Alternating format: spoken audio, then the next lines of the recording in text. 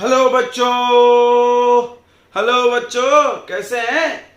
एक नंबर। चलिए, हम भी बहुत अच्छे हैं और आ गए हैं अगला लेक्चर फिजिक्स का लेकर के, इलेक्ट्रोस्टैटिस्टिक्स का 07। इसके पहले 6 लेक्चर्स हमने पढ़ा दिया है। बेसिक लेवल का फिजिक्स पढ़ा रहे हैं, हम सबको पता है। अगर किसी का बेस कमजोर है फिजिक्स का, फिजिक्स में प्रॉब्लम है, फिजिक्स वीक है, समझ में नहीं आता, तो आप एक बार मेरे लेक्चर जरूर ट्राई करो।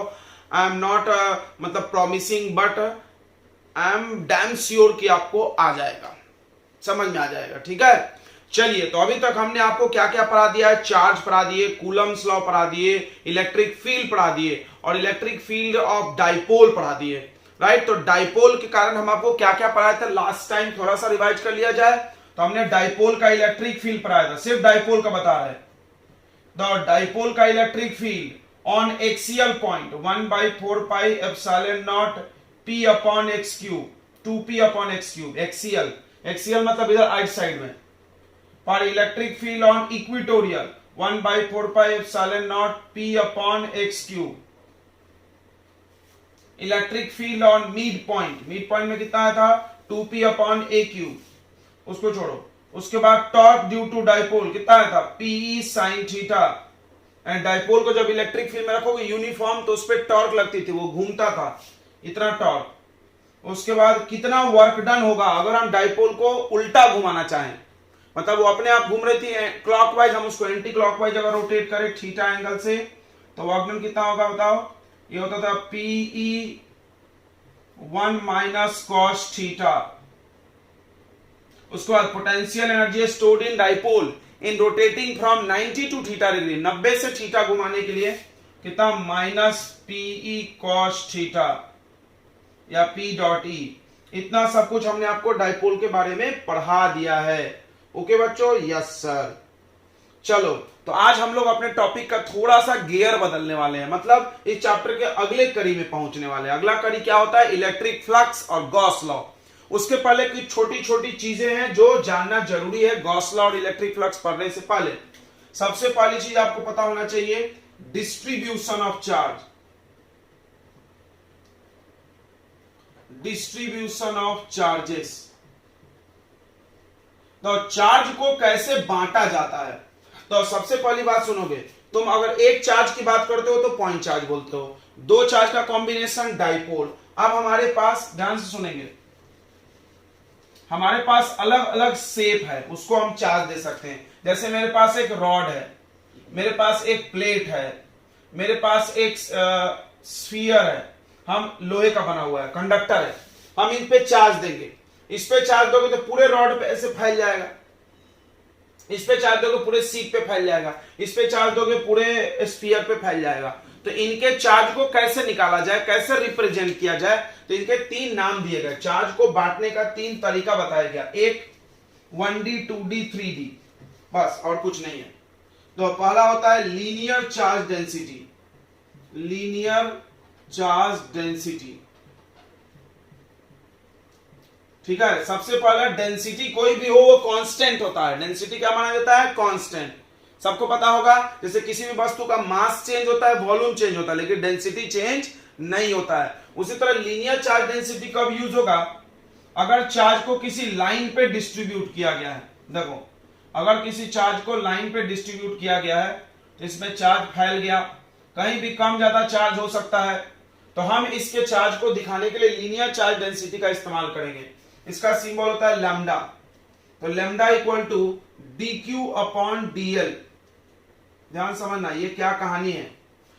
तो सबसे पहले हमने एक रॉड पे चार्ज दिया, अब ये चार्ज इस पे फैल गया, तो हम कैसे निकालेंगे पूरे का चार्ज? तो हम क्या करेंगे, सबसे पहले रॉड का एक छोटा सा टुकड़ा सेलेक्ट करेंगे dl लेंथ का, और इस dl पे कितना चार्ज मानेंगे? dq। हम इस रॉड का, ये रॉड है बड़ा सा, इसमें सिर्फ लेंथ है, इस पे चार्ज हमने दिया, फैल गया। इस रॉड का हम एक छोटा सा टुकड़ा सिलेक्ट करेंगे और इस छोटे टुकड़े पे dl लेंथ का कितना चार्ज मानेंगे? dq। तो पूरे रॉड के चार्ज को निकालने के लिए आपको यहां से क्या करना होगा, ध्यान से देखो, ऐसे मल्टीप्लाई करो, dq equal to lambda into dl, और q चाहिए तो इंटीग्रेशन। समझ में आया?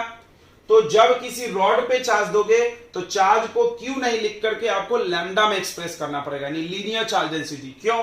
क्योंकि हो सकता है रॉड पे चार्ज कम ज्यादा हो। फिजिक्स में कोई भी चीज अगर वेरिएबल होने लगे, बदलने लगे, कम ज्यादा होने लगे, तो छोटे छोटे टुकड़े निकाल के उसको ऐड किए जाते हैं। ठीक है, तो what is linear charge density? अच्छा, इसका यूनिट क्या हो जाएगा? इसका यूनिट हो जाएगा coulomb per metre. Coulomb per metre यानी पर मीटर में कितना चार्ज है। तो डेफिनेशन क्या होगा? The amount of charge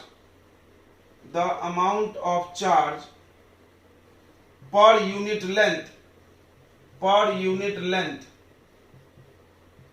is called linear charge density। ठीक है, फिर हम तुमको बता दें कि लैम्डा चेंज नहीं होता है। मतलब कोई भी रॉड है, उस पे कहीं भी कितना भी बड़ा रॉड हो, कितना भी ज्यादा चार्ज हो, उसका लीनियर चार्ज डेंसिटी लैम्डा मानेंगे। चेंज क्या होगा? क्यू और एल। ये बिल्कुल डेंसिटी जैसा है। डेंसिटी का फॉर्मूला तुमने पढ़ा ना, mass by volume. Mass change होता है, वॉल्यूम चेंज होता है। किसी भी वस्तु का भार बढ़ता है, साइज बढ़ता है, लेकिन डेंसिटी फिक्स रहता है। जैसे लोहे का डेंसिटी फिक्स है, पानी का डेंसिटी फिक्स है, 1000 फिक्स है। चाहे तुम कितना भी पानी डालो, कितना भी, ये दोनों चेंज होगा, ये डबल ऐसा कट जाएगा, फिर डेंसिटी चेंज नहीं होगा। तो अगर किसी रॉड पे तुमने चार्ज दिया, ध्यान रखना, किसी लाइन पे, लाइन चार्ज मतलब रॉड बेस्ड एग्जांपल है। अगर किसी रॉड पे तुमने चार्ज दिया तो उसका चार्ज वेरिएबल हो सकता है। तो हम लोग क्या करेंगे? पर यूनिट लेंथ पे चार्ज की बात करेंगे, पूरे रॉड के लिए इंटीग्रेट कर लेंगे। ठीक है, अब समझो। फिर देखो, एक पॉइंट चार्ज के लिए इस कॉन्सेप्ट की जरूरत नहीं है, लेकिन अगर तुम बहुत सारा चार्ज डाल रहे हो, इस पे तो ढेर सारा चार्ज डाले होंगे, तो यही करना पड़ेगा। दूसरा चार्ज होता है सरफेस चार्ज डेंसिटी। इसका सिंबल होता है सिग्मा। ध्यान से सुन लेना। इसको सुपरफिशियल चार्ज डेंसिटी भी बोलते हैं। सरफेस समझ गया होगा, जिसके पास एरिया हो। मतलब मेरे पास कोई थीन सीट है, सीट जैसे पेज, तुम्हारा कॉपी का पन्ना, पेज, इसमें लेंथ ब्रेथ होना चाहिए, नॉट विड्थ नहीं होना चाहिए। इस पे हमने चार्ज को ऐसे दे दिया, डिस्ट्रीब्यूट कर दिया। सीट होना चाहिए। I am talking about only 2D figure. ये यूज होगा 1D के लिए। किसके लिए यूज होगा? 1D फिगर्स के लिए। 1D मतलब रॉड ही होता है। ये यूज होगा 2D फिगर्स। 2D फिगर यानी seat, rectangle, square, circle, 2D। ये मेरे पास कोई रेक्टेंगुलर सीट है, इस पे हमने चार्ज दे दिया, बहुत सारा चार्ज दे दिए। तो हम क्या करेंगे? इसमें से एक छोटा सा एरिया सेलेक्ट करेंगे। ध्यान से देखना, यही टेक्निक है जैसे यहां किए थे। एक छोटा सा एरिया, अगर पूरा एरिया S है, तो छोटे एरिया को क्या बोलेंगे? DS। और DS में कितना चार्ज मान लेंगे? DQ। तो बताओ चार्ज डेंसिटी क्या हो जाएगा? Sigma equal to DQ upon DS। तो लिखते समय हम लोग स्मॉल के लिए DD लगा के लिखते हैं, लेकिन जब उसको बढ़ते हैं तो हम चार्ज ही पढ़ेंगे, चार्ज अपॉन एरिया। ध्यान रखेंगे, छोटा सा स्मॉल की बात की गई है। इसका यूनिट क्या हो जाएगा? चार्ज का यूनिट बताओ, कूलम, एरिया का पर मीटर स्क्वायर। तो इसका डेफिनेशन क्या होगा? The amount of charge per unit area, the amount of charge per unit area is called surface charge density. ये कब यूज होगा? जब चार्ज किसी 2D फिगर पे दिया जाए, रेक्टेंगल पे, क्यूब पे, सॉरी रेक्टेंगल, स्क्वायर, सर्कल। तो ये क्या हो जाएगा? The amount of charge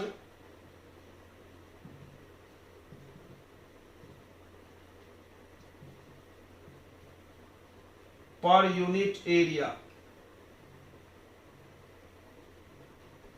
is called surface charge density. Okay, चलो एक और बच गया। 1D 2D के बाद क्या आएगा? 3D। तो 3D चीजों पे अगर चार्ज दिया, जैसे गोले पे, स्फीयर पे, क्यूब पे, सिलेंडर पे, उन पे अगर चार्ज तुमने दे दिया, तो उनके चार्ज को एक्सप्रेस करने के लिए क्या यूज होगा? Volume charge density. Volume charge density का सिंबल होता है रो। ठीक है, तो रो इक्वल टू क्या हो जाएगा? तुमको फॉर्मूला समझ ही गया होगा, DQ बाई DD। यानी charge per unit volume, coulomb per metre cube. इसका डेफिनेशन क्या हो जाएगा? The amount of charge per unit volume is called क्या? Volume charge density. जैसे ये यूज होगा सिलेंडर के लिए। मान लो ये सिलेंडर है, सिलेंडर पे हमने चार्ज दे दिया पूरे सिलेंडर पे, तो क्या करेंगे? पूरे सिलेंडर का चार्ज निकालने के लिए हम एक छोटा सा वॉल्यूम सेलेक्ट करेंगे यहाँ पे डीवी, और इस डीवी पे कितना चार्ज मान लेंगे? D Q. उसको डिवाइड करके आ जाएगा इसका सिग्मा। टोटल चार्ज चाहिए तो इसको मल्टीप्लाई करके क्या करो? इंटीग्रेट। ये बात क्लियर है ना? ध्यान रखना इस बात को हमेशा। ओके, ये किसके लिए यूज होगा? 3D फिगर के लिए। 3D फिगर मतलब लाइक स्फीयर। स्फीयर सबसे ज्यादा यूज होता है। Sphere, cylinder, cube, cuboidal. ठीक है, तो ये पहला चीज तुमको हमने समझाया। चार्ज को अगर अलग अलग शेप पे दोगे तो उनके चार्ज डेंसिटी को एक्सप्रेस करने के अलग अलग सिंबल बने हैं। ठीक है, चलो ये कॉपी कर लिए होंगे आपने, अच्छी बात है। अब हम लोग पढ़ेंगे एक बहुत important concept, area vector. Area vector अगर तुम पहली बार पढ़ रहे हो तो तुमको थोड़ा आश्चर्य भी लगने वाला है, क्योंकि हम बोलने वाले हैं area is a vector quantity. But बचपन से हम लोग ऐसा सोचते थे कि एरिया तो स्केलर है, उसमें कोई डायरेक्शन नहीं है। देखो अगला हम लोग पढ़ेंगे एरिया वेक्टर।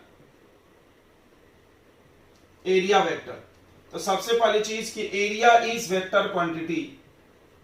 एरिया एक वेक्टर क्वांटिटी है। ठीक है, अब वेक्टर क्वांटिटी है तो इसका डायरेक्शन किधर होगा? तो direction of area vector is always perpendicular to the surface. यानी एरिया वेक्टर का डायरेक्शन हमेशा सरफेस के परपेंडिकुलर लेना पड़ता है।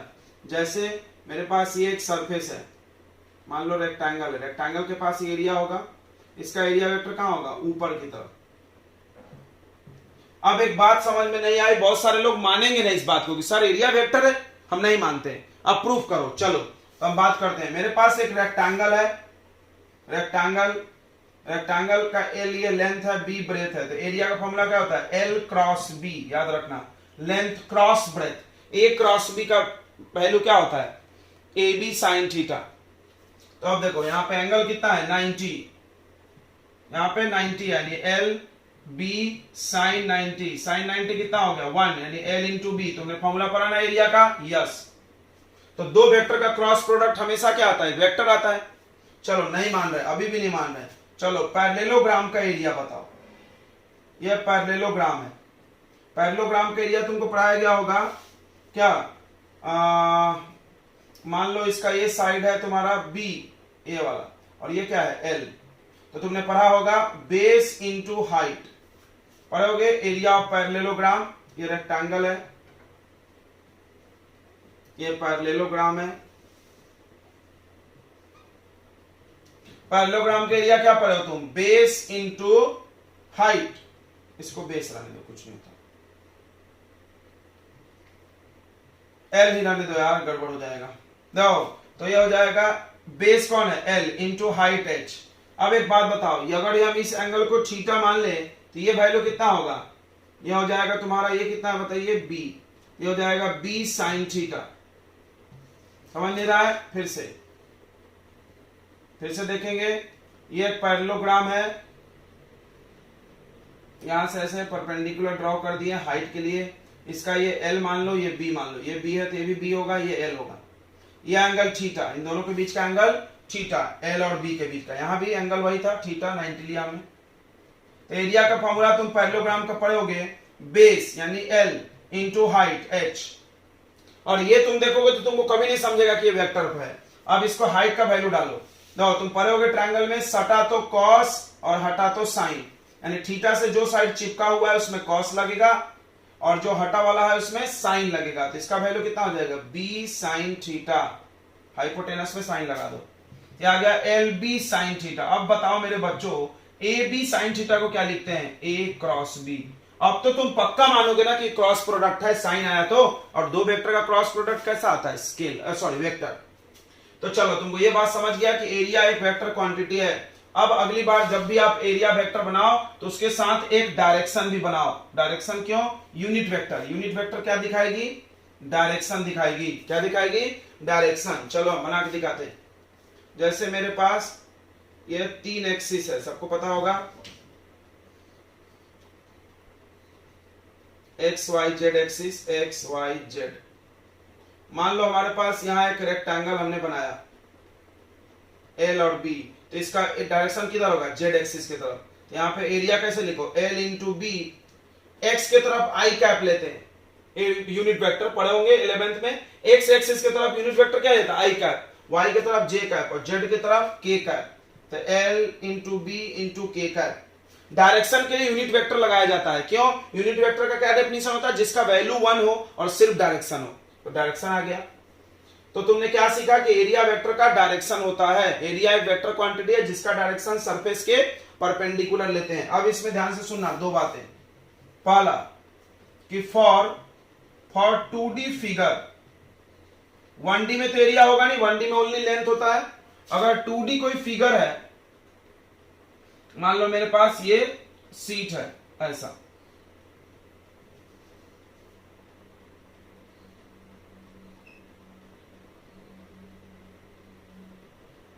टू डी फिगर है, इसका एरिया वेक्टर लेना है तो कहां लेंगे?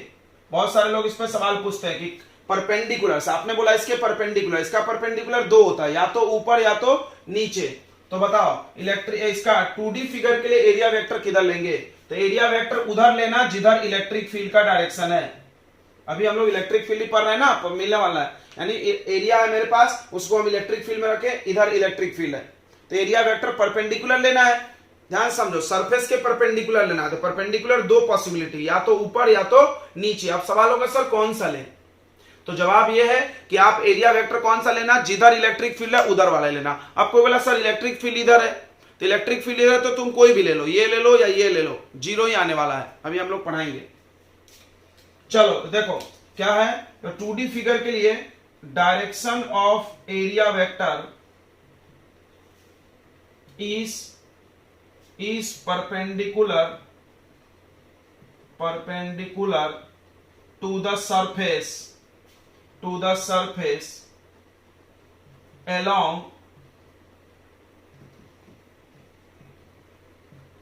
along electric field. ठीक है, ये बात ध्यान से याद रखेंगे, नोट करो। ये जो चीज हम लिखा है नोट करो। आपने नोट कर लिया ये चीजें? इलेक्ट्रिक फील्ड एरिया एक वेक्टर क्वांटिटी है, इसका डायरेक्शन हमेशा सरफेस के परपेंडिकुलर लेना है। यानी अब एरिया को लिखेंगे हम लोग तो उसके साथ यूनिट वेक्टर भी लगाएंगे। जैसे यहां पर यूनिट वेक्टर हम लोग क्या लगा सकते हैं, एन कैप, यहां पर भी लगा सकते हैं एन कैप। ठीक है, यहां पर जैसे बना हुआ है एक्स वाई एक्सिस की तरफ, तो जेड की तरफ तो यूनिट वेक्टर हमको पता है, जेड की तरफ क्या होता है के, वाई की तरफ रहेगा तो जे, ऐसा। चलो ये मिटा दे। अब आते हैं 3D फिगर के लिए, ध्यान से सुनेंगे। For 3D figure, 2D figure का आपने कॉपी कर लिया। For 3D figure, 3D figure में मेरे पास आता है क्यूब या क्यूबॉइडल, जो भी है।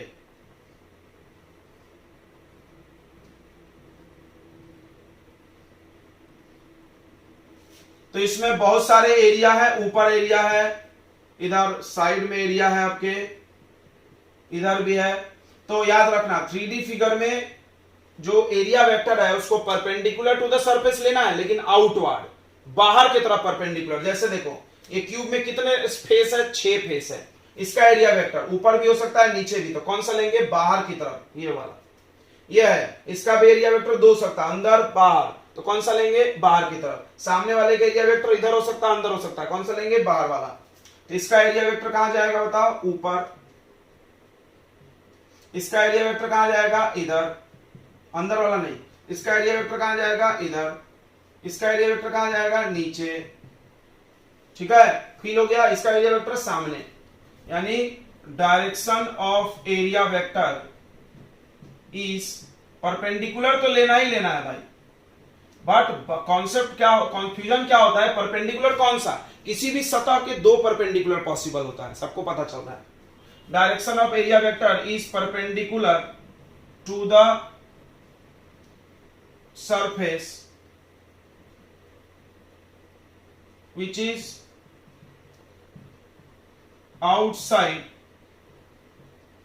the closed surface, यानी जो भी बंद सरफेस है उसके बाहर की तरफ परपेंडिकुलर लेना है। ठीक है, ये बात क्लियर हो गया। बस एरिया वेक्टर में आपको दो कॉन्सेप्ट बहुत इंपॉर्टेंट है। पहली चीज वेक्टर है तो मान लिए ओके, अच्छी बात है। अब 2D और 3D दो फिगर मिलने वाले हैं हम लोग को, तो 2D के लिए ऐसा, 3D के लिए ऐसा। बस अब आते हैं हम लोग इलेक्ट्रिक फ्लक्स में। चलो, इलेक्ट्रिक फ्लक्स क्या होता है, तो इलेक्ट्रिक फ्लक्स क्यों बनाया गया, सबसे पहली चीज ये सुनो। इलेक्ट्रिक फ्लक्स बनाया गया था इलेक्ट्रिक फील्ड कैलकुलेट करने के लिए। ध्यान से सुनना, पूरी कहानी सुन लो। तो इलेक्ट्रिक फ्लक्स हम लोग पढ़ने वाले हैं, इसका सिंबल होता है फाई, फाई ऐसा बनाते हैं। देखो इलेक्ट्रिक फ्लक्स क्यों बनाया गया था, तो तुमको कोई बोल सकता है कि गॉस लॉ के लिए। अब गॉस लॉ क्यों बनाया गया था, टू कैलकुलेट इलेक्ट्रिक फील्ड। देखो ये चैप्टर का नाम क्या है, इलेक्ट्रिक फील्ड, इलेक्ट्रोस्टैटिस्टिक्स। इलेक्ट्रोस्टैटिक्स में कौन सा टॉपिक है, इलेक्ट्रिक फील्ड। यानी we want to find electric field of different shapes, मतलब हम अलग अलग शेप का इलेक्ट्रिक फील्ड, जैसे तुमने पॉइंट चार्ज का इलेक्ट्रिक फील्ड निकाला Q/r², तुमने डाइपोल का इलेक्ट्रिक फील्ड निकाला, क्या किया, इस प्लस क्यू का निकाला माइनस क्यू का निकाला, दोनों का वेक्टर सम किया। तुमको हम ट्रायंगल दे दे उसका इलेक्ट्रिक फील्ड निकालो, तो क्या करोगे, तीनों का इलेक्ट्रिक फील्ड निकाल के सुपरपोज। मतलब अभी तक जो भी टेक्निक तुमको हम इलेक्ट्रिक फील्ड निकालने का पढ़ाए हैं वो ये पढ़ाए हैं कि आपके पास अगर डिस्चार्ज है तो सारे चार्ज का एक जगह पे इलेक्ट्रिक फील्ड निकालो और सबका करो वेक्टर सम। तुमको नहीं लगता कि बहुत डिफिकल्ट काम है? यस, बहुत लंबा काम है भाई, बहुत आसान नहीं है, बहुत डिफिकल्ट है ये। तो एक साइंटिस्ट थे गॉस, उन्होंने क्या बोला कि इलेक्ट्रिक फील्ड निकालने का हम तुमको इजी ट्रिक्स दे सकते हैं, लेकिन उसके लिए तुमको एक चीज पहले सीखना पड़ेगा और उसका नाम क्या है, इलेक्ट्रिक फ्लक्स। यानी इलेक्ट्रिक फ्लक्स इसलिए बनाया गया था ताकि आप अलग अलग shape, cylinder, cube, cuboidal, sphere वगैरह वगैरह, मतलब डिफरेंट शेप्स के थ्रू मतलब डिफरेंट शेप के पर बनने वाला इलेक्ट्रिक फील्ड। ठीक है, अलग अलग सीट कितना इलेक्ट्रिक फील्ड बनाएगा, रेक्टेंगल कितना इलेक्ट्रिक फील्ड बनाएगा, क्यूब कितना बनाएगा, क्यूबॉइडल कितना बनाएगा, मतलब अलग अलग शेप कितने कितने इलेक्ट्रिक फील्ड बनाएंगे अगर उसको चार्ज दे दिया गया। तो इस चीज को कैलकुलेट करने के लिए बनाया गया था फ्लक्स। तो आपको पहले फ्लक्स पढ़ना होगा, फिर गॉस लॉ पढ़ना होगा, फिर आप खुद ब खुद चाहोगे तो अलग अलग शेप का इलेक्ट्रिक फील्ड खुद निकालने के सक्षम हो जाओगे। तो आप चाहते हो कि हर शेप का इलेक्ट्रिक फील्ड निकाल ले, कि आपका मोबाइल कितना इलेक्ट्रिक फील्ड बना रहा, आपका पेन कितना इलेक्ट्रिक फील्ड बना रहा, बना ही नहीं रहा, इस पे चार्ज नहीं, मोबाइल में चार्ज है नहीं, मतलब कोई वस्तु जिस पे चार्ज है वो कितना इलेक्ट्रिक फील्ड बना रही है, इसको अगर आप निकालना चाहते हो तो आपको पढ़ना पड़ेगा फ्लक्स। चलो, तो फ्लक्स होता क्या है भाई, नाम तो अजीब रख दिया इन्होंने, फ्लक्स सुने नहीं आज तक। तो फ्लक्स होता क्या है, तो फ्लक्स का डेफिनेशन सुन लो पहले। The total number of electric field lines, electric flux की बात करें तो इलेक्ट्रिक फील्ड लाइंस की बात करेंगे। Total number of electric field lines passes normally या normal to any surface या to the surface is called electric flux। ध्यान सुनना, मतलब किसी भी सरफेस से नॉर्मली मतलब 90 डिग्री का एंगल बना के निकलने वाले जितने भी फील्ड लाइंस होंगे, फील्ड लाइन तो तुमने पढ़ा है ना, इलेक्ट्रिक फील्ड को दिखाने के लिए फील्ड लाइंस की जरूरत पड़ती है, उसको बोलते हैं फ्लक्स। चलो, ये डेफिनेशन लिखना अलग बात है, इसको समझना बहुत टेढ़ा काम है, समझते हैं। जैसे ये मेरा एरिया है, एक कोई सरफेस चाहिए ना भाई, क्या बोल रहा है, total number of electric field lines passing normal to the surface का होना जरूरी है। ये एक सरफेस है, इसको हमने इलेक्ट्रिक फील्ड में रखा, इलेक्ट्रिक फील्ड लाइंस ऐसे ऐसे ऐसे निकलती है इससे।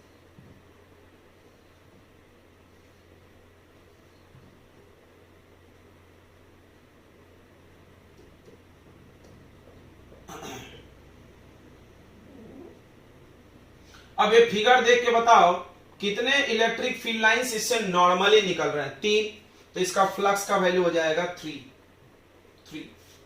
हाँ, यानी फ्लक्स एक तरह से काउंटिंग है, गिनती है किसकी? फील्ड लाइंस की।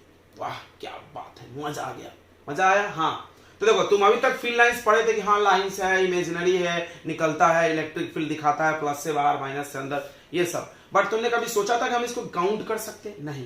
तो फ्लक्स वही करने वाला है, किसी भी सरफेस से नॉर्मली जाने वाले फील्ड लाइंस को काउंट करेगा। नॉर्मली जाने वाले, अगर कोई नॉर्मली नहीं जा रहा है, ध्यान से देखना, अगर कोई नॉर्मली नहीं जा रहा है तो तुमको उसका नॉर्मली वाला ही कंपोनेंट लेना पड़ेगा।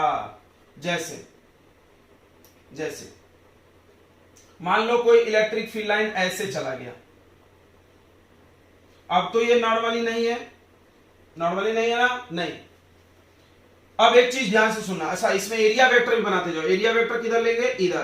क्यों?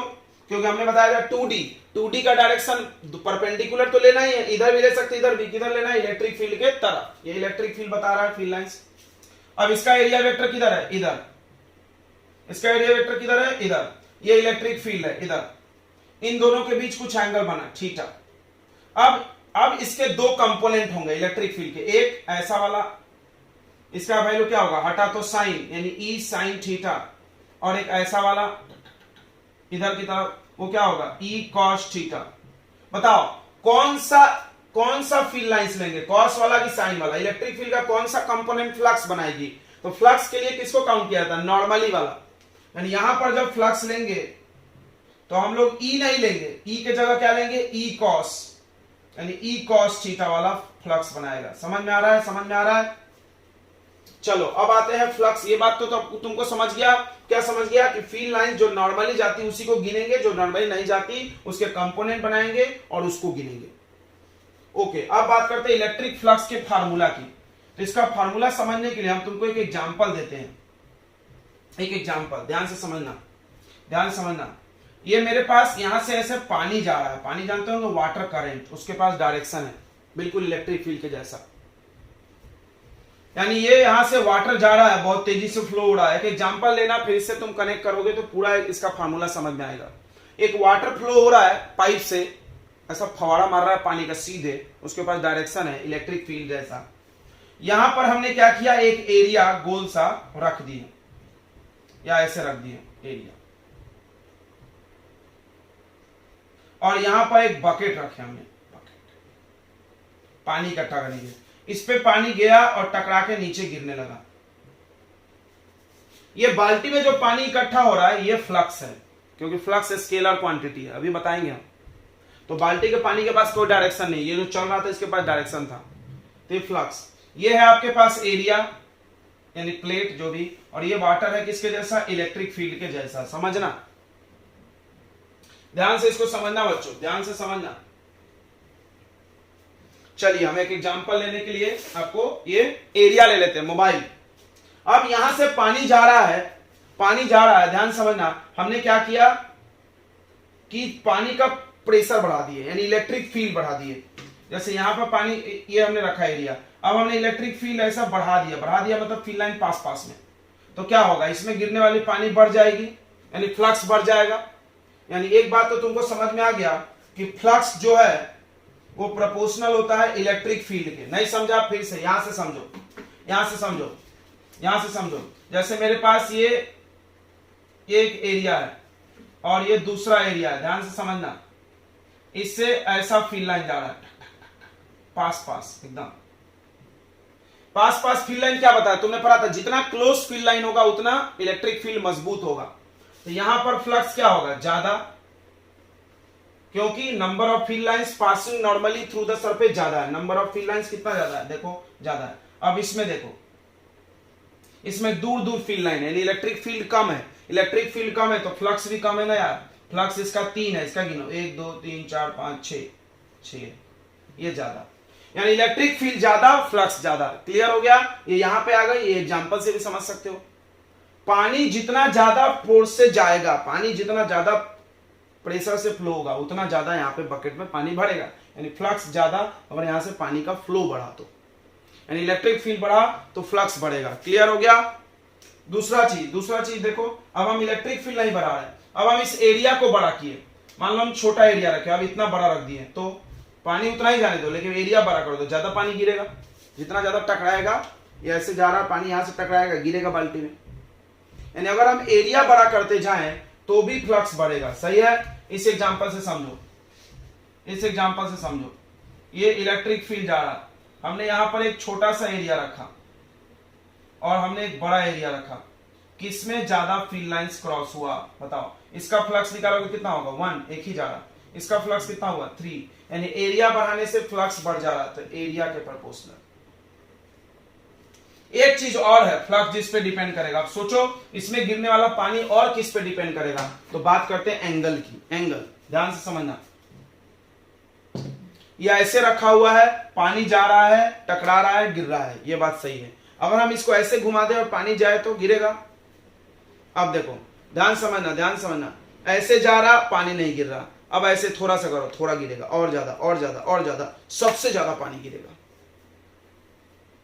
ध्यान समझ में आया? तो अगला डिपेंड करता था। अब देखो, अब इसको समझना कि क्या लेंगे हम। यानी अगला फ्लक्स डिपेंड करता है किस पे? तो कॉस थीटा पे। कैसे कॉस थीटा हम तुमको बताते समझाते हैं, ध्यान समझना। तो जो थीटा एंगल है, पहले एक चीज समझो, थीटा क्या है? Angle between electric field and area vector. बताओ एरिया वेक्टर कैसे लेते हो? एरिया वेक्टर लेते हो तुम परपेंडिकुलर टू द सरफेस। ये हमने पकड़ के रखा है पेन, ये एरिया है। इलेक्ट्रिक फील्ड किधर लेते हो? जिधर पानी जा रहा है, जिधर फील्ड लाइन जा रहा है। अब देखना, ये फील्ड लाइन आया, टकराया और पानी गिरा, ज्यादा पानी गिरा, ऐसे में एंगल बताओ। ये फील्ड लाइन और एरिया के बीच एंगल बताओ, इलेक्ट्रिक फील्ड और एरिया के बीच एंगल बताओ। कितना एंगल है पैरेलल लाइन के बीच? 0। यानी 0 डिग्री पे वैल्यू ज्यादा। अब इसको ऐसे घुमा दो, अब पानी जा रहा है, पानी कितना गिर रहा है? कम, नहीं गिर रहा है। एंगल बताओ, ये जा रहा है इलेक्ट्रिक फील्ड, एंगल बताओ कितना बन रहा है? यह है एरिया, यह है इलेक्ट्रिक फील्ड, यह है एरिया, यह है इलेक्ट्रिक फील्ड। कितना एंगल? 90 डिग्री। 90 डिग्री पे कोई पानी नहीं है। अब सोचो ट्रिग्नोमेट्री में कौन ऐसा है जो 90 पे 0 और 0 पे मैक्सिमम। 0 डिग्री जब एंगल बन रहा है तो पानी ज्यादा गिर रहा है, यानी फ्लक्स ज्यादा है। तो कौन सा ऐसा एंगल है जो बताएगा कि 0 पे वैल्यू ज्यादा और 90 पे कम? बताओ। कॉस 90 होता है 0 और कॉस 0 होता है 1। फिर से एक बार समझ लो, जो एंगल है, जो थीटा है, वो इलेक्ट्रिक फील्ड और एरिया वेक्टर पे लेना है। एरिया वेक्टर का डायरेक्शन सरफेस के परपेंडिकुलर। तो ये एरिया वेक्टर है, पेन हमारा जो है एरिया वेक्टर है, और इलेक्ट्रिक फील्ड जिधर ये लाइंस बन रहा है वही इलेक्ट्रिक फील्ड दिखाता है। तो अगर ऐसे जा रहा है तो कितना एंगल? 0 डिग्री। ऐसे जा रहा है तो कितना एंगल? 90 डिग्री। तो 90 पे कम होना चाहिए और 0 पे ज्यादा, तो कॉस आएगा। इसको मिला करके इलेक्ट्रिक फ्लक्स का फॉर्मूला बनाया गया। तो क्या फॉर्मूला है इलेक्ट्रिक फ्लक्स का? ये मिटा दे, एग्जांपल समझ गया। इलेक्ट्रिक फ्लक्स का फॉर्मूला बनाया गया, phi equal to E A cos theta. चलो आपको एक बात तो पता होगा कि फिजिक्स में कोई भी फार्मूला जब लिखा जाता है, अगर किसी में डी नहीं लगा है तो यह माना जाता है कि वहां पे हर चीज कांस्टेंट है। यानी ये फॉर्मूला तब लगाना if electric field is constant. अगर इलेक्ट्रिक फील्ड हर जगह क्या हो? सेम हो, तो फ्लक्स का ये फॉर्मूला चलेगा। नहीं हो तो सर, नहीं हो तो भैया तुम याद करो यार, वर्क डन पढ़ाए हैं। वर्क डन का formula force into displacement into cos theta, same to same था। ये कब लगेगा? जब फोर्स कांस्टेंट है, फोर्स वेरिएबल है, तो dw equal to f into ds cos theta. समझ गया? तो अगर इलेक्ट्रिक फील्ड कांस्टेंट नहीं है तो फाई के जगह डी फाई निकलेगा। D phi equal to E into ds लेंगे, या da, ds या da कॉस थीटा। अगर e वेरिएबल है, अक्सर e वेरिएबल ही होता है। जैसे एक पॉइंट चार्ज, बताओ एक पॉइंट चार्ज रखे तो इलेक्ट्रिक फील्ड चेंज होता है, जैसे जैसे दूरी बढ़ेगा इलेक्ट्रिक फील्ड कम होगा। एक डाइपोल का इलेक्ट्रिक फील्ड चेंज होता है, इधर अलग, इधर अलग, इधर अलग, इधर अलग। तो हर समय इलेक्ट्रिक फील्ड सेम नहीं होता भैया, इसलिए तुम ज्यादातर यही फॉर्मूला यूज करना। बार बोलते हो फिजिक्स में ये वाला चलेगा, तो वेरिएबल है कांस्टेंट है, दोनों में ये फॉर्मूला चल जाएगा, लेकिन ये वेरिएबल में नहीं चलेगा, सिर्फ कांस्टेंट में चलेगा। तो कौन सा फॉर्मूला यूज करना चाहिए? ये दो धारी तलवार है, वेरिएबल में भी चलेगा, कांस्टेंट में भी चलेगा, तो ये यूज करेंगे। ठीक है, तो D phi equal to E D S cos theta. हम इसको ऐसा लिख सकते हैं, D phi equal to E dot D A. बिल्कुल लिख सकते हैं, हम लोग। ये सब मिटा दे। ये चीज तुमको समझा कहां से आया? Flux directly proportional to electric field, जितना ज्यादा इलेक्ट्रिक फील्ड बढ़ाओगे उतना ज्यादा फ्लक्स बढ़ जाएगा। उसके बाद flux is proportional to area, जितना एरिया बड़ा करोगे उतना ज्यादा फील्ड लाइंस की संख्या बढ़ेगी। फ्लक्स मतलब फील्ड लाइंस, फ्लक्स मतलब फील्ड लाइंस, फील करो। उसके बाद जितना एंगल चेंज करोगे उस हिसाब से भी फ्लक्स चेंज होगा। मतलब जब एंगल 0 होगा तो फ्लक्स ज्यादा, जब एंगल 90 होगा तो फ्लक्स कम। ठीक है, यहां पे क्या सीखा हमने? फ्लक्स के लिए फील्ड लाइन जो नॉर्मल जाएगा उसी को काउंट करना है। अब सवाल है नॉर्मल नहीं जाएगा तो उसका एक कंपोनेंट ले लेंगे एरिया के तरफ, एरिया के तरफ कंपोनेंट लेंगे। ध्यान देना, क्योंकि फॉर्मूला को देखो, ई डी एस कॉस थीटा या ई ए कॉस थीटा, यानी ई का कंपोनेंट अलोंग द एरिया। ठीक है, एरिया वेक्टर, ये चीज याद रखना, उसके तरफ लेना है कंपोनेंट। चलो मिटा दे, इतनी बातें सीख लिया तुमने। ये सब कॉन्सेप्ट सीख रहे हो जिसको तुम लंबे लड़ाई में इस्तेमाल करने वाले हो इलेक्ट्रिक फील्ड निकालने के लिए। तो हमारे पास फ्लक्स का फॉर्मूला आ गया है। What is flux? कोई पूछा फ्लक्स क्या है, रटो। फ्लक्स मतलब फील्ड लाइन की संख्या, फ्लक्स मतलब फील्ड लाइन की संख्या। निकालने का ये तरीका है, इससे फील्ड लाइंस की नंबर्स निकल जाएंगे। तो देखो D phi equal to E D S cos theta, अगर वेक्टर में नहीं लिखना है तो। हाँ, पहले यहां बात कर लेते हैं। तो flux is a scalar quantity, बताओ कैसे? Flux is a scalar quantity, बताओ कैसे? तुमने बचपन में पढ़ा होगा कि दो वेक्टर का डॉट प्रोडक्ट, देखो इलेक्ट्रिक फील्ड वेक्टर है, एरिया वेक्टर है, दोनों का डॉट प्रोडक्ट करोगे तो क्या हो जाएगा? Scalar, because it is dot product of two vectors.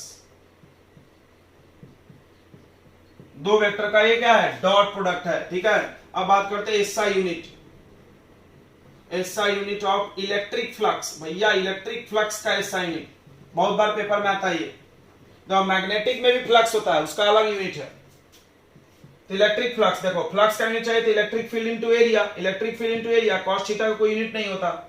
Electric field क्या होता है? न्यूटन पर कूलम, याद होगा, charge force upon charge. Area का क्या होता है? Metre square.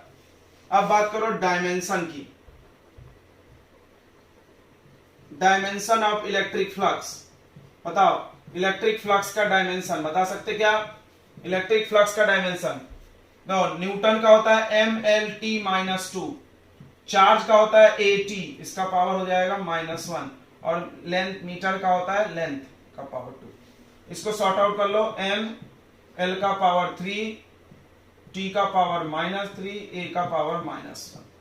ये हो गया डायमेंशन। ठीक है बच्चों, ये सब फॉर्मेलिटी है, इसको कर लेना चाहिए, अच्छी बात है, कभी कभी 1 मार्क में आ जाता है।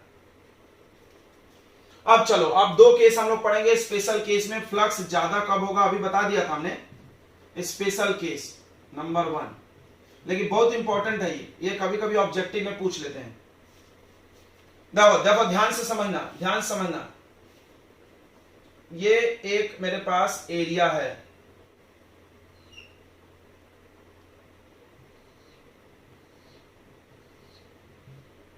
ये जा रहा है इससे फील्ड लाइंस, नॉर्मली की बात कर रहे हैं।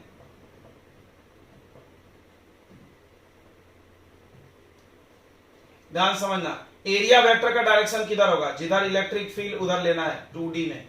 चलो ये एरिया हो गया। अब हम तुमसे एक सवाल 2-3 इसमें पूछेंगे। बताओ यहां पे थीटा कितना है? थीटा जो होता है वो है angle between E and A, electric field और एरिया वेक्टर। देखो इलेक्ट्रिक फील्ड इधर, एरिया वेक्टर भी इधर, तो थीटा कितना? 0 डिग्री। तो फ्लक्स बताओ, फ्लक्स बताओ। तो फ्लक्स का हो जाएगा ई ए या डीएस जो भी है, E into DS, D phi लिखते जाओ यार, यही फैशन अच्छा है। E D phi cos 0, cos 0 कितना होता है? 1 मैक्सिमम, तो ई इंटू डीएस, ये मैक्सिमम फ्लक्स हो गया भाई। तो फ्लक्स मैक्सिमम कब हुआ? जब एंगल 0 है। लेकिन इसको लिखते कैसे? इस भाषा को सीखना भाई, ये लैंग्वेज सीखना पड़ेगा आपको इस टॉपिक के लिए, बहुत काम पड़ता है। देखो ये मेरा एरिया है, कंडक्टर है, सरफेस है, जो भी है कंडक्टर है। इस एरिया को हमने इलेक्ट्रिक फील्ड, फील्ड कौन बताता है? Field line. फील्ड के कैसे रखे हैं बताओ? इस मोबाइल को हमने इलेक्ट्रिक फील्ड से कैसे रखा है, परपेंडिकुलर। नहीं समझा, ये फील्ड लाइंस है यानी इलेक्ट्रिक फील्ड है, ये मोबाइल है, कैसे रखा हुआ है, perpendicular. Mobile is perpendicular to the electric field but angle is zero. क्या बात कर रहे हो यार, परपेंडिकुलर बोल के जीरो। हाँ, क्योंकि एंगल जो तुम लोगे वो इसके नॉर्मल के साथ लोगे, मोबाइल के नॉर्मल के साथ एंगल लोगे। हम नॉर्मल के साथ तो बात नहीं कर रहे हैं, हम मोबाइल कैसे रखा ये बात कर रहे हैं। तो we can tell like that, भाषा को सुनना, कि this mobile is perpendicular to electric field but angle is zero. क्या बात है, तो इसको समझना। कैसे लिखते हैं कि इफ सरफेस इज प्लेस्ड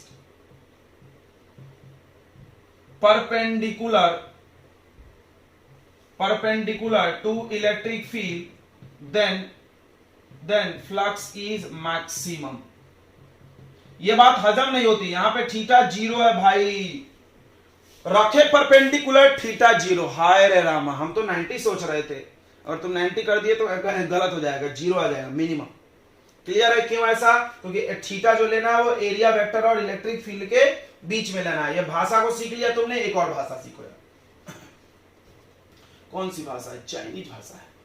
अब देखो, ये हमने सरफेस को रख दिया ऐसे और यहां से इलेक्ट्रिक फील्ड लाइन ऐसे ऐसे इसके ऊपर से जा रहा है, इधर इलेक्ट्रिक फील्ड। एरिया वेक्टर किधर होगा, एरिया वेक्टर किधर होगा बच्चों बताओ, एरिया वेक्टर होता है परपेंडिकुलर, ऐसा देखिए सरफेस के परपेंडिकुलर, बाहर की तरफ दिख रहा है, बाहर की तरफ। हाँ, तो ये एरिया वेक्टर हुआ इधर की तरफ। अब बताओ, ये मोबाइल है और ये इलेक्ट्रिक फील्ड जा रहा है, ये मोबाइल है और ये इलेक्ट्रिक फील्ड जा रहा है। बताओ, mobile is placed parallel to electric field, surface is placed parallel to electric field, लेकिन एंगल कितना 90, क्योंकि एंगल तो आप इसके नॉर्मल से लेने वाले। समझ गया होगा आई थिंक, यस। तो इसको ऐसा लिखेंगे कि if surface is placed parallel to, किसके parallel to भाई, electric field, then flux is minimum, flux minimum होगा यानी जीरो हो जाएगा। कैसे, थीटा ले लेना है 90 डिग्री। थीटा क्यों, क्योंकि थीटा एंगल है ई और ए के बीच, ई ऐसा है और ए इधर है, ई सामने है, ई इधर है, ए ऐसा है, थीटा 90। तो फ्लक्स या डी फाई क्या होता है, ई डी एस कॉस 90, यही फॉर्मूला ज्यादा सेफ है, यही यूज करो हर जगह। कॉस 90 कितना, जीरो, तो ये हो गया मिनिमम फ्लक्स। तो याद रखेंगे, फ्लक्स मिनिमम, फ्लक्स यानी फील्ड लाइन, फ्लक्स यानी फील्ड लाइन, फील्ड लाइन बोलो समझेगा, किसी भी सतह से जाने वाली फील्ड लाइन कितनी हो सकती है, ज्यादा से ज्यादा इतनी, कम से कम नहीं जा रहा, जीरो। कब नहीं जा रहा, ऐसे रख दो, कोई फील्ड लाइन नहीं जा रहा, सब ऐसे ऐसे पास हो जा रहा। ऐसे रख दो, ढेर सारा जा रहा परपेंडिकुलर। ऐसे रखे कुछ थीटा पे, तो हम लोग इसका एक कंपोनेंट लेंगे। चलो अब एक क्वेश्चन हम लोग एक दो छोटा छोटा कॉन्सेप्ट इसमें और सीखते हैं। आगे बढ़े, चलो आगे बढ़े, कॉपी कर लो तुम। तो चलो ये क्वेश्चन है, इसको करेंगे तो फ्लक्स का कॉन्सेप्ट थोड़ा सा क्लियर होगा, दो तीन और कराएंगे हम। तो ये क्यूब है, क्यूब समझता होगा, उसके सारे साइड इक्वल होते हैं, उसको एक यूनिफॉर्म इलेक्ट्रिक फील्ड में रखा हमने। तो बताओ नेट फ्लक्स कितना होगा, यानी टोटल फ्लक्स। फ्लक्स का फॉर्मूला क्या है भाई, तो फ्लक्स का फॉर्मूला है, अगर इलेक्ट्रिक फील्ड कांस्टेंट है तो फाई का फॉर्मूला लगा सकते हो, E into A into cos theta. अगर फ्लक्स इलेक्ट्रिक फील्ड वेरिएबल है तो फाई का फॉर्मूला लगा सकते हो, D phi equal to E D S cos theta. बस स्मॉल ले लेना है। ये बात क्लियर हो गई है, दो बातें, बस आगे बढ़ते हैं। और एक बात बहुत इंपॉर्टेंट, थीटा क्या है, एंगल है, किसके बीच का angle, angle between E and A. दो बातें क्लियर रखना, ठीक है। चलो, और एरिया कैसे लेना है 3D में, हमेशा बाहर की तरफ। ये 3D फिगर है, तो हमारे पास कितने सरफेस है इसमें, 6। तो हर सरफेस का फ्लक्स निकाल के प्लस कर देंगे। जैसे मान लो ये फर्स्ट सरफेस ऊपर वाला, सेकंड सरफेस, थर्ड सरफेस, ये फोर्थ सरफेस, और ये सामने वाला फिफ्थ सरफेस, और सिक्स्थ कहां बच गया भाई, 1 2, हाँ उधर पीछे वाला सिक्स्थ सरफेस। ध्यान से समझना एक एक चीज। तो नेट फ्लक्स निकालने के लिए हम लोग क्या करेंगे, phi equal to phi 1 plus phi 2 plus phi 3 plus 5 4 plus 5 5 plus 5 6। मतलब जितने भी सरफेस है सबका फ्लक्स, हर एरिया का फ्लक्स निकालना होता है। उस सबका निकाल के क्या कर लो, ऐड करो। Flux is a scalar quantity, तो नॉर्मल एडिशन होगा, वेक्टर एडिशन नहीं हो सकता। ठीक है, अब देखो फ्लक्स के लिए क्या करना है, इलेक्ट्रिक फील्ड कांस्टेंट है, यूनिफॉर्म मतलब एक समान, तो ई ए कॉस थीटा, एरिया सब जगह सेम है, बस पूरा खेला थीटा पे है। अब चलो फर्स्ट सरफेस की बात करो। फर्स्ट सरफेस में इलेक्ट्रिक फील्ड तो हमेशा इधर है, इसका एरिया वेक्टर कहां जाएगा, ऊपर, तो थीटा कितना हो गया यहाँ पे बताओ, 90 डिग्री। तो 90 डिग्री अभी बताए थे, जैसे थीटा 90 डिग्री हो, थीटा 90 डिग्री हो तो फ्लक्स कितना, 0। क्लियर है, cos 90 0, cos 90 0, तो नेट फाई, ध्यान से देखना ये आ गया 0, प्लस दूसरा सरफेस इधर है तो इधर, तो एरिया वेक्टर इधर लेंगे, बाहर की तरफ लेना है। अब ये अपोजिट है, लिख लिख के बनाए क्या, यह होगा E into A into cos 0 degree, sorry cos 90, plus second surface ये इधर वाला E A cos 180, cos 180 minus 1, याद हो गया होगा, cos के लिए हम बार बोलते हैं ग्राफ याद करो, ये 1 तो 90 का ग्राफ वैल्यू होता है, cos 0 ये 0, ये 90 ये 180, तो ये cos 0 1, cos 90 0, cos 180 minus 1।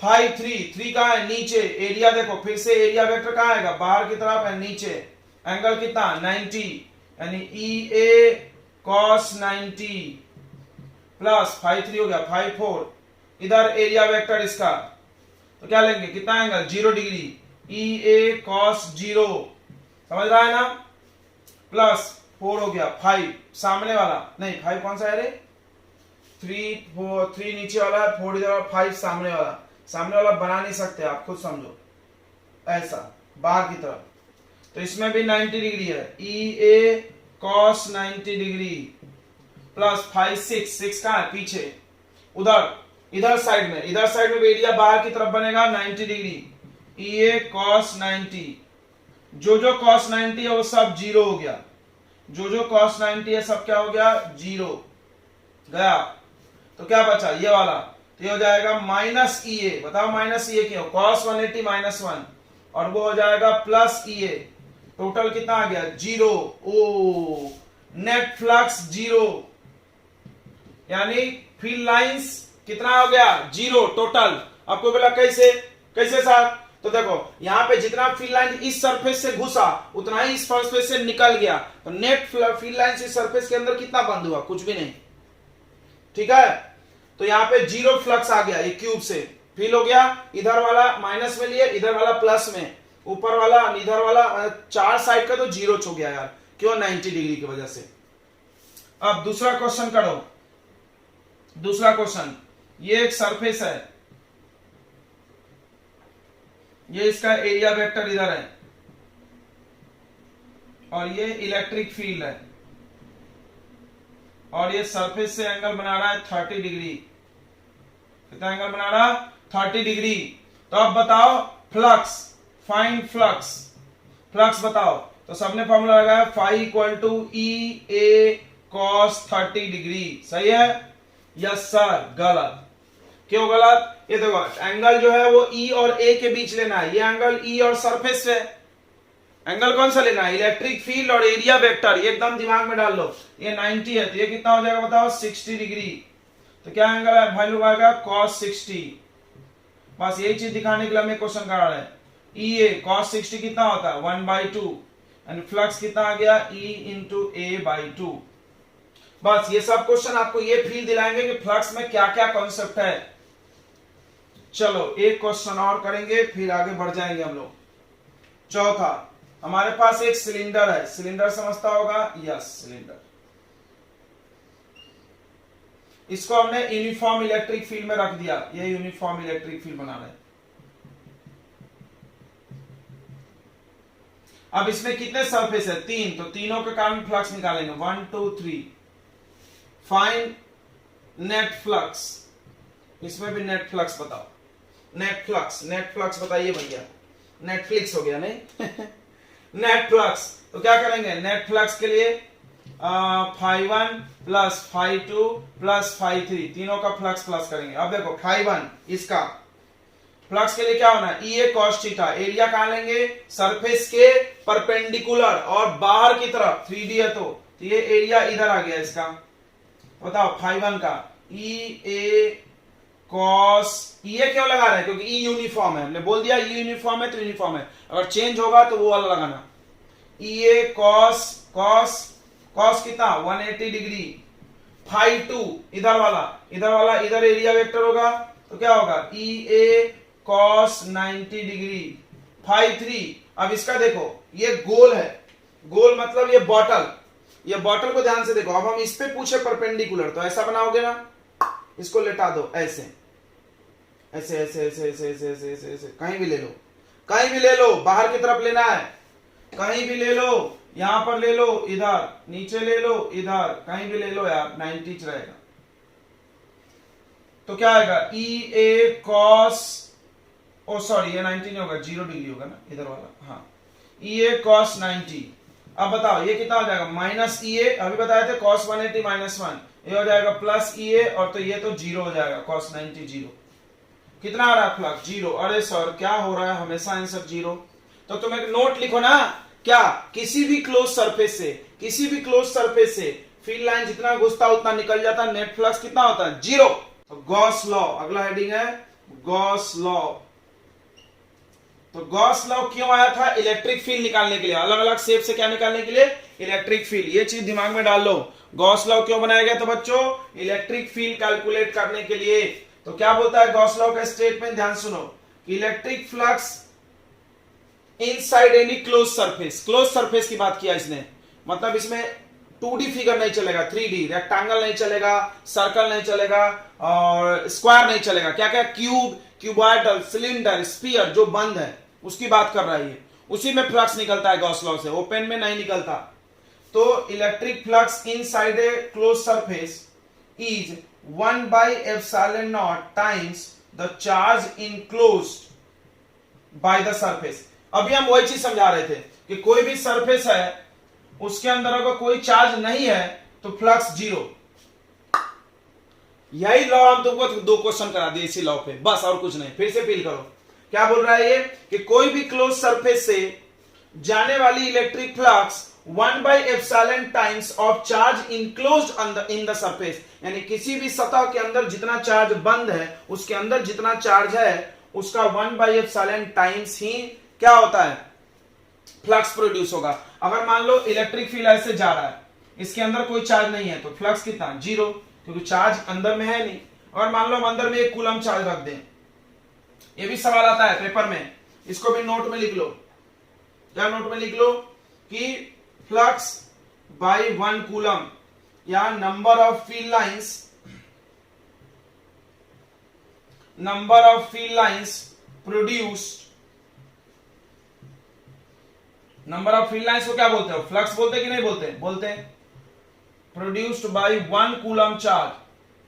1 coulomb charge कितना फील्ड लाइन बनाएगा बता दो, ये आया है पेपर में बहुत बार 1 मार्क, 1/ε0, क्यू का वैल्यू 1 कूलम रख दिए, ठीक है। फिर से सुन लो क्या बोला इस लॉ ने कि किसी भी बंद सरफेस के अंदर जितना चार्ज है उसका मल्टीप्लाई 1/ε0 कर दो तो इलेक्ट्रिक फ्लक्स कैलकुलेट कर सकते हैं। लिख लें यहां पे, देखो the total electric flux inside any closed surface, close surface मतलब 3D figure, the total electric flux inside any close surface is 1/ε0 times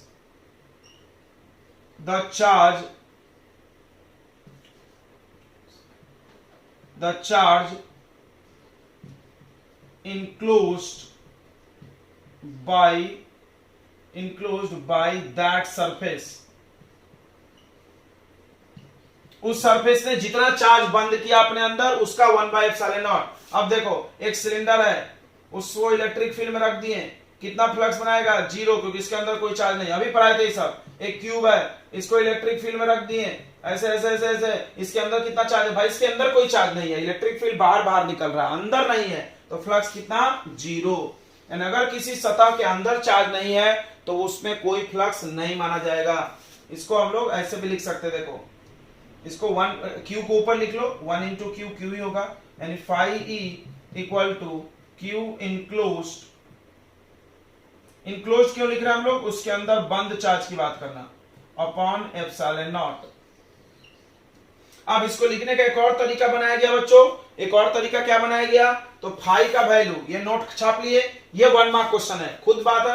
1 coulomb charge अगर किसी सरफेस के अंदर है तो कितने फ्लक्स बनेगा, 1 बाई एप्सिलॉन नॉट। फ्लक्स को हम क्या बोलते हैं, फील्ड लाइंस की संख्या। एक बहुत अच्छा सा सवाल बनता है पेपर में कि बताओ, देखो फ्लक्स नहीं पूछेंगे, वो पूछेंगे कितने फील्ड लाइन एक कूलम बनाता है, एक कूलम चार्ज कितने फील्ड लाइन बनाता है, एक कूलम चार्ज कितने फील्ड लाइन बनाता है। वाह, 1 by epsilon not, 2 coulomb charge 2 by epsilon not, 3 coulomb charge, समझ गया होगा।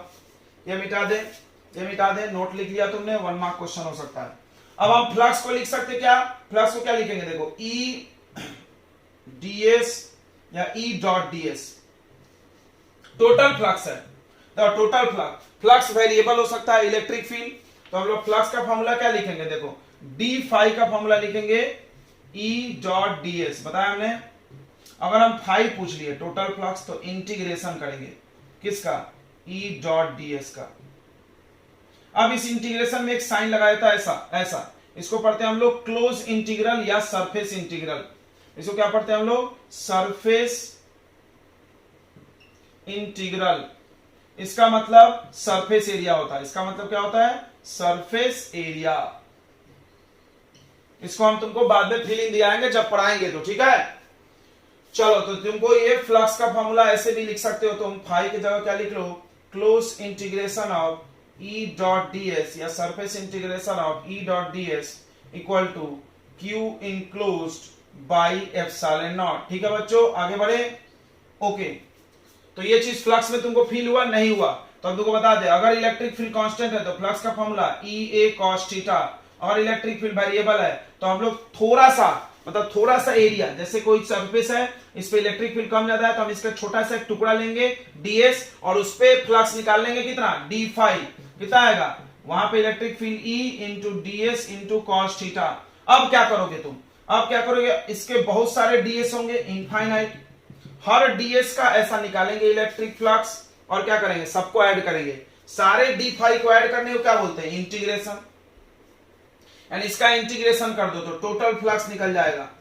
अब E into ds into cos theta, ध्यान से समझना इसको सारे। अब बताओ, किसी भी सतह पर जितने भी ds हैं उसके छोटे छोटे टुकड़े सबको ऐड करो तो क्या बन जाएगा, एरिया। तो इसलिए हमने इसको इंटीग्रेशन में ऐसा साइन लगाया, नहीं हमेशा इस इंटीग्रेशन में एरिया रखना है, लिमिट रखने की जरूरत नहीं पड़ेगी। ये कौन सा इंटीग्रेशन है, सरफेस इंटीग्रल। ये क्लोज क्यों बना है, क्योंकि क्लोज सरफेस की बात कर रहे हैं, पूरा जहां से ऐड करो वहां वापस आ जाओ। नहीं समझा, देखो ये एक सर्कल है, यहां एक छोटा टुकड़ा हमने ds लिया, यहां से चलते जाओ चलते जाओ चलते जाओ, ds ds ds ds घूम के वापस इतना हो, तो क्या निकालना पड़ेगा, पूरा एरिया। पूरा एरिया आ गया कि नहीं आ गया, आ गया। ये एक सीट है, इस सीट में एक छोटा सा एरिया हमने लिया ds, ऐसा ही हम हजारों ds इसमें बना दें, और जहां से चले ऐसे पूरे ds को ऐड करो, पूरे ds को, तो क्या बन जाएगा, एरिया। ठीक है, तो इसीलिए उसको हम लोग एक खास इंटीग्रेशन दिखाते हैं ऐसा, या कोई कोई इसको ऐसा भी दिखाता है, डबल इंटीग्रेशन, एक ही बात है। इसका मतलब होता है इंटीग्रेशन ऑफ दिस, का मतलब होता है सरफेस एरिया। याद कर लिया आप सबने, किसी भी चीज का सरफेस एरिया ही इसकी जगह रखेंगे। तो ये है गॉस लॉ का स्टेटमेंट, इसमें थोड़ा सा फीलिंग आया होगा। अब इसका हम लोग प्रूफ करते हैं। ठीक है, गॉस लॉ ने क्या बोला था, इन्होंने फ्लक्स कैलकुलेट करने का फॉर्मूला बताया। यहीं से देखो इलेक्ट्रिक फील्ड निकाल सकते हैं हम लोग। कैसे, इलेक्ट्रिक फील्ड कांस्टेंट है तो बाहर आ जाएगा, बचेगा क्या, इंटीग्रेशन ऑफ ds, और इसका वैल्यू सरफेस एरिया रखेंगे, डिवाइड करते जाएंगे, एरिया आते, इलेक्ट्रिक फील्ड आते जाएगा। तो गॉस लॉ में यही करना है आपको, क्या करना है, इलेक्ट्रिक फील्ड निकालना है। कैसे, ds रखो, इलेक्ट्रिक फील्ड बनाओ। अभी हम बना के आपको सिखाएंगे। तो आपने अभी तक क्या सीख लिया, क्या क्या सीख लिया, थोड़ा सा एक बार रिवाइज करके हम लोग लेक्चर को यहीं खत्म करेंगे। बहुत बड़ा हो गया लेक्चर, ठीक है। और अगले लेक्चर में हम आपको पढ़ाएंगे proof of Gauss law, proof पढ़ाएंगे, और एप्लीकेशन। प्रूफ और एप्लीकेशन। इस्तेमाल, क्या इस्तेमाल मतलब इलेक्ट्रिक फील्ड निकाल के दिखाएंगे, ठीक है। तो आज हमने तुमको बहुत इंपॉर्टेंट चीज पढ़ा है कि एरिया एक वेक्टर क्वांटिटी है। एरिया एक वेक्टर क्वांटिटी है जिसका डायरेक्शन किसी भी सरफेस के कैसा लेना है, परपेंडिकुलर। अगर 2D है तो उसका इलेक्ट्रिक फील्ड की तरफ लेना है, अगर कोई फिगर 3D है तो उसका हमेशा बाहर की तरफ इलेक्ट्रिक फील्ड लेना है। ओके, उसके बाद हमने आपको पढ़ाया फ्लक्स। फ्लक्स का फॉर्मूला क्या है, E A cos थीटा, यानी electric field multiply area into cos theta. Flux होता क्या है, फील्ड लाइंस की संख्या। उसके बाद हमने आपको पढ़ाया कि अगर इलेक्ट्रिक फील्ड वेरिएबल है, जैसा कि वेरिएबल ही होता है, पॉइंट चार्ज रखो तो इलेक्ट्रिक फील्ड वेरिएबल, क्योंकि जैसे जैसे दूरी बदलेगा इलेक्ट्रिक फील्ड बदलेगा। ई क्या फॉर्मूला होता है पॉइंट चार्ज का, E इक्वल टू 1/4πε0 Q/r²। अगर r बदलेगा तो इलेक्ट्रिक फील्ड बदलेगा, वेरिएबल है। तो फॉर्मूला लगेगा E, एरिया को हम लोग S लिखते हैं तो ds लिख लो cos थीटा। अगर एक चीज और सीखे, ये चीज वहां भूल गए थे हम, अभी बताएं। अगर तुमको इसमें अगर छोटा सा d निकला और नेट फ्लक्स चाहिए टोटल, तो क्लोज इंटीग्रेशन, इसको क्या पढ़ते हैं, क्लोज या surface integration of E ds cos theta करना होगा, जिसमें E कांस्टेंट है बाहर आ जाएगा, cos थीटा भी बाहर आ जाएगा, इंटीग्रल ऑफ ds बचेगा। इंटीग्रल ऑफ ds का मतलब क्या होता है, सरफेस एरिया। और तीसरा बड़ी इंपॉर्टेंट चीज पढ़ के तुम जा रहे हो आखिरी में, Gauss law. What is Gauss law, this is the statement of Gauss law. क्या, the net flux enclosed by a close surface. याद रखना, किसी भी क्लोज सरफेस के अंदर ही गॉस लॉ लगता है। अभी हम अगले टॉप लेक्चर में लाएंगे, उसको गॉसियन सरफेस बोलते हैं, जिसमें लगता है उस क्लोज सरफेस को।